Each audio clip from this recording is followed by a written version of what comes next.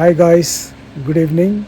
This is Shashidharan with a new vlog from the Sydney Retired Boys, and this is in regards to the Australian Lions hearing dogs. This is presented by my very good friend Jason Lee, who is an advocate. Good evening everyone, both online and in person. Lovely to see everyone. Most of you I already know, and for those online who I haven't met before, Jason Lee, nice to meet you. Very nice to be amongst friends. This is a club that's very near and dear to my heart because of the members in it. So I feel like I'm coming home to family, so very nice to be here. So as I should also thank the club for the wonderful sponsorship and the support that I received in a recent election. I'm very grateful. All right, just regarding hearing dogs, I'll just give you a little bit of a rundown. And the club has already donated $1,000 to Australian Lions hearing dogs. It's been fantastic. Very, very grateful. It's all going to a good cause and to good use. So thank you for your donation. It's significant. We made some good donations from, I've only been in the seat for 4 or 5 months, and that has included, and we've raised about $13,000 already so far, including your $1,000 from this club, and I'm very grateful. So hearing dogs, basically it's assistance dogs for the hearing impaired, and we're now doing medical alert as well. So diabetes alert, fantastic. They do saliva samples from type 1 diabetics, and they can retrieve hearing your testing kits. They can hit emergency alarms.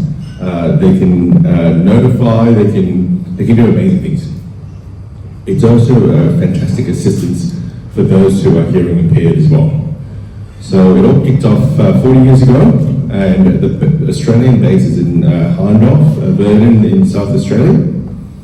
And through that base, we now breed and we send hearing dogs all around Australia.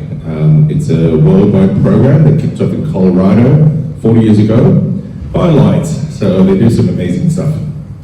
So it costs about $3,000 to sponsor a dog and $30,000 to train a dog. So, and that's from go to woe. You have to acquire a dog if you don't breed. So before we didn't breed before, but now we do. But breeding costs money too. There's kennels, you need the broods, and you need to obviously look after the upkeep and everything. And the beneficiary is selected by the Lions Club. So if you sponsored a dog before, I believe. So Buffy, and I'm sure you have that ongoing relationship.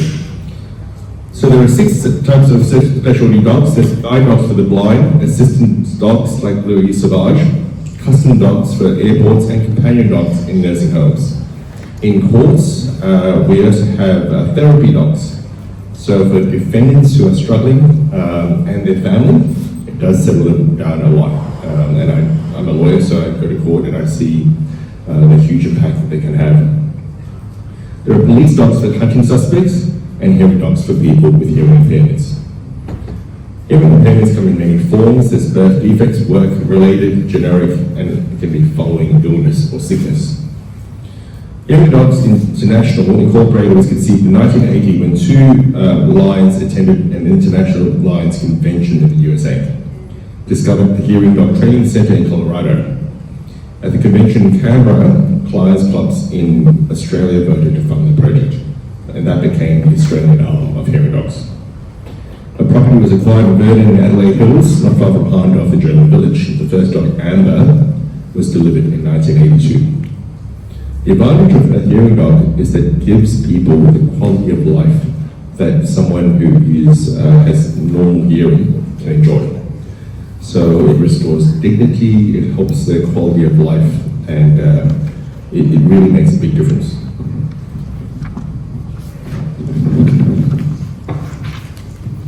Some of the things that it includes,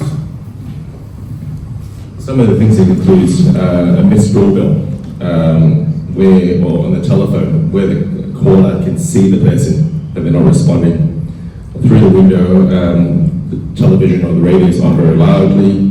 They can't hear keys drop, meals are burnt or overcooked, and the kettle is forgotten because they can't hear that as well. The training centre employs 8 full-time staff and 1 part-time trainer, and there is 3 part-time staff as well. They used to have farm animals, and they can even cater to those who are allergic. So those allergic to hair get poodles or poodle crosses, which is great. Some of the bad habits that are not to happen include jumping on furniture, pulling on leads, going through the door first, not obeying orders, and barking when told not to.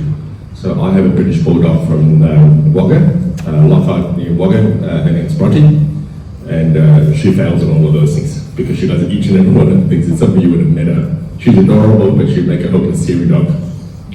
The training is not generic, apart from the usual obedience and behavioural.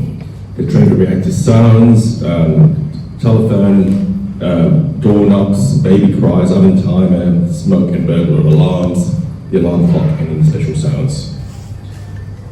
The training is such that the dog goes, identifies the sound, goes to the owner, acknowledges, and goes back to the person. They also get social training when they visit shopping centres, travel on buses, cars, and trams, and they can do some amazing things. For example, if they spot a car reversing out of a driveway, it pulls them up and saves the person who's they're looking after because of the innate animal instinct. If they spotted someone who's injured on the other side of a high fence, they also alert people because dogs have this special sense of survival, of fight and flight and all this, and an incredible sense of smell as well. A dog called Buffy, I don't think it's your Buffy, attended church in the inner west regularly with the owner. The priest was happy as it got rid of the drunks that frequented the church. The downside is that the person only recognized females and not males, the dog.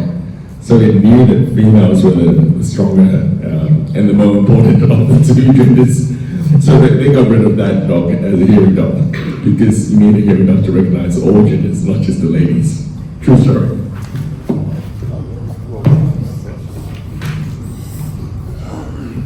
Heroism. Polly showed incredible heroism when she attended with an owner. There was a 2-year-old child in a different room, and the child had stopped breathing, and the Polly went to alert up people. No one knew that was the baby was in trouble. It was only after 2 further responses that they said, "What's the issue?" The lips had turned blue, and they called help, and the baby was saved. So they do have that special sense of survivor and assistance.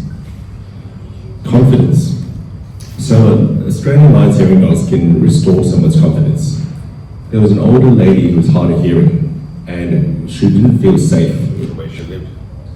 So every night before she went in bed, she got rid of all the pots and pans and put it all around the house so that when they come in, she would be alerted. A week after the hearing dog arrived, she never did it again because she felt safe that the hearing dog would alert her if there was an intruder. So it just goes to show how significant it is in terms of restoring someone's dignity and confidence, especially in the sanctity of your own home. So the application process, and you guys would have done it as well because you've sponsored a dog. So basically you interview the potential beneficiary, and we pair the right dog with the right person. So if it's a smaller person or an older, more fragile person, then we're not going to give them a particularly big, strong dog because that wouldn't be a good fit.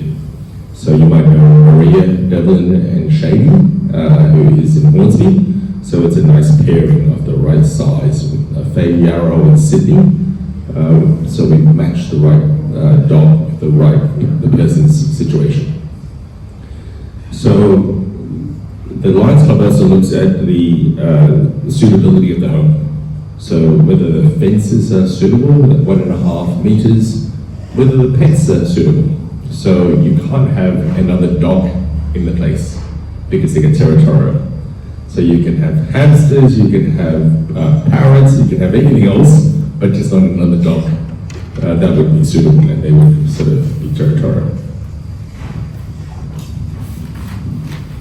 The Lions Club also does the application process. So you interview, you look to see whether, not from a medical perspective, you don't need to assess audiology reports or anything, because that's already sorted, but just to have a look to see whether it's the right fit for that person. And upon delivery, you're involved in the delivery process. You're also involved in what happens with ongoing reports and really eyes and ears for hearing dogs in the spot.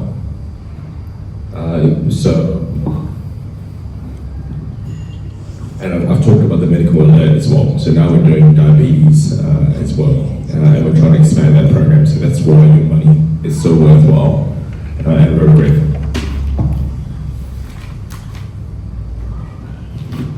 Okay, the breeding program. That was kicked off really after COVID. Because remember when people were staying at home, everyone wanted a pet. And we had to bid in the open market for other dogs, and it got pretty expensive. So we started our breeding program, and we now have 5 brood mothers, a Cocker Spaniel, and 4 Labradoodles, and they do their little job. You can also contribute to the program by being a guardian, and by that, you're letting the pup grow up to 18 months, because it's basically a little puppy, right? And then at about 18 months to 2 years, they go away and they get trained and do their own thing as a hearing dog. When it's time to retire, they come back to your house and it becomes your pet. So they've done a full 360, they've done their job, they come back to the home where they started, and it's done a full 360, which is amazing.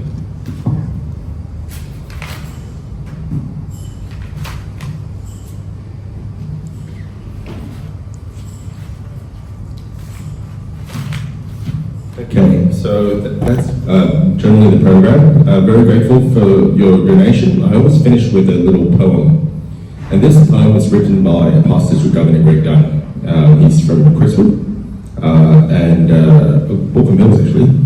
And Crestwood and Walker Mills, he's at both clubs. But he's a prolific poem writer. And he wrote a poem for hearing dogs. In lines, projects cover many forms helping those in need, and most of them evolve from the planting of a seed. The seed I'm referring to conceived in Colorado from a USA convention held 40 years ago. Brian Carter and Bob Allen saw a need that could be shared, a training school for dogs to assist hearing impaired. With property acquired and assistance from the states, Australian Lions Hearing Dogs soon opened up its gates. The first dog was Amber in 1982. You think the dogs were human if you could see what they could do. Like blind dogs have become your ears, these dogs have become your eyes, these dogs have become your ears.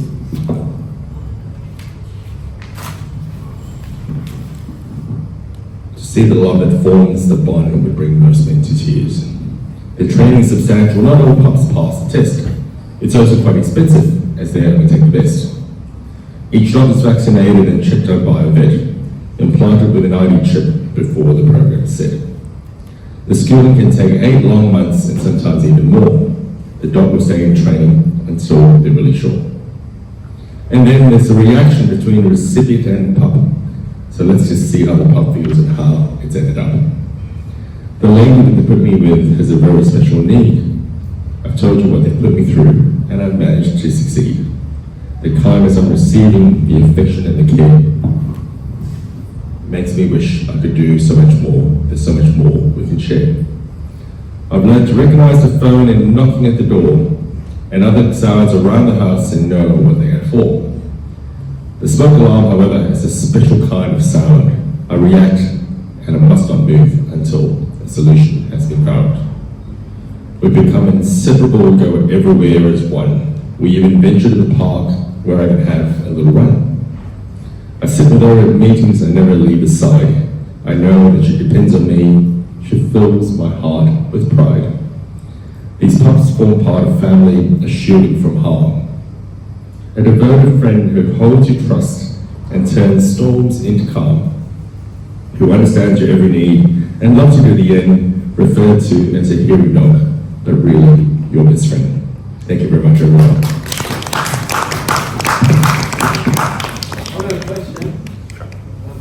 Yeah, do you have any questions? What does happen if the bill gets ill? So I should tell you, as part of the process, they get microchipped, they get registered with the council. So they're like a pet, but they're not a pet because they're a working dog.